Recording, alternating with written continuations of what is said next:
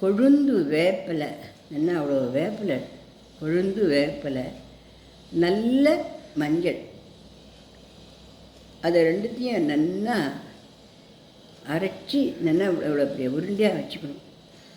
அந்த உருண்டையிலேருந்து தினமும் காலையில் நெல்லிக்காய் அளவு, இந்த அளவுக்கு 2 உண்டை வெறும் வயிற்றில் சாப்பிட்டு ஒரு டம்ளர் வாம்பாட்டரை குடிக்கணும். 3 நாளைக்கு இப்படி சாப்பிட்டோம் அப்படின்னாக்க இந்த புண்கள், தோல் நோய்கள் இதெல்லாம் நல்லா குறையும். 3 நாளைக்கு மேலே அதை சாப்பிட வேண்டாம். 3 நாள் சாப்பிட்றதே அது கஷ்டம்தான். 3 நாள் சாப்பிட்டாலே இந்த வலிகள், வேதனைகள், புண்கள் அதெல்லாம் நல்லா ஆகும்.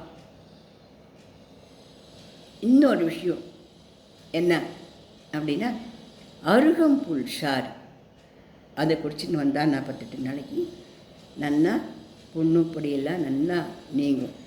அது ரத்தத்தையும் சுத்தப்படும்.